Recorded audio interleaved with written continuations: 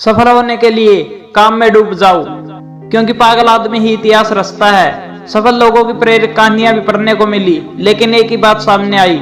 जाकिर हुसैन मशहूर तबला वादक 2 साल तबला वादक के बाद का मजा नहीं आ रहा और कुछ कर रहा है। लेकिन सर, ये लोग अपने काम में इतना डूब गए क्योंकि इनको सफलता के अलावा कुछ और विचार ही नहीं हो सकते थे।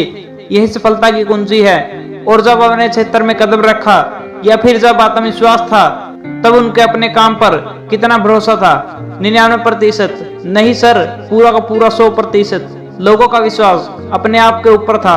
सचिन तेंदुलकर को कितना यकीन था कि उनका करियर क्रिकेट में ही है। एक बार भी यह महसूस नहीं हुआ कि उनका जुनून कुछ अलग है। ये सब काम में डूबे हुए लोग थे। अब आपको ये बात समझ आ गई होगी कि सफलता के लिए सबसे जरूरी चीज सिर्फ यही है कि आपका काम डूबना है। आपको एक और प्रेरक कहानी बताता हूँ। 8 या 9 दशक पहले एक फिल्म बनी थी, मुगल-ए-आजम। आपको याद होगी, नौशाद अली जी ने इसमें संगीत दिया था और 16 साल तक लगा दिया इतना समर्पण, यानी कि अपने काम में जो योगदान देता है वही सफलता उनके कदमों में होती है।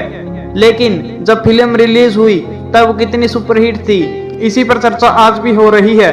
लेकिन क्या बनाने में दिक्कत नहीं आएगी? जरूर आया था। गाने का एक दृश्य था, जैसे तानसेन गा रहा है वो दृश्य फिल्माया जा रहा था, लेकिन उस समुद्र तट में तानसेन गायक की रचना अप्रभावित थी। उन्होंने पूछा कि ये गाना कौन सा हो सकता है।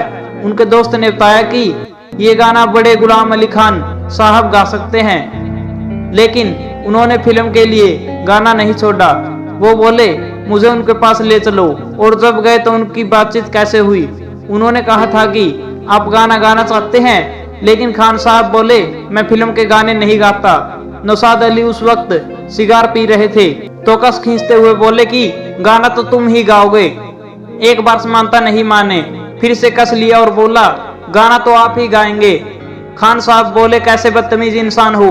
उन्होंने कहा कि मैं गाना गाता हूं तो नहीं गाता। और उस जमाने में 500 रुपए के आदर्श मिले थे एक सिंगर को। खान साहब बोले, 50,000 लंगड़ा। नौशाद अली ने सिगार का कस लेते हुए बोला, 10,000 की गड्डी निकाली और फिर बोले, गाना तो आप ही गाएंगे।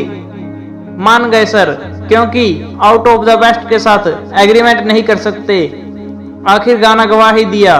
बड़ा गुलाम अली खान साहब से समर्पण और सम्मान से उस फिल्म के ऊपर जी जान से चल रहा था और 16 साल का था।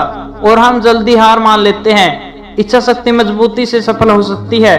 काफी कुछ सिखाती है ये कहानी।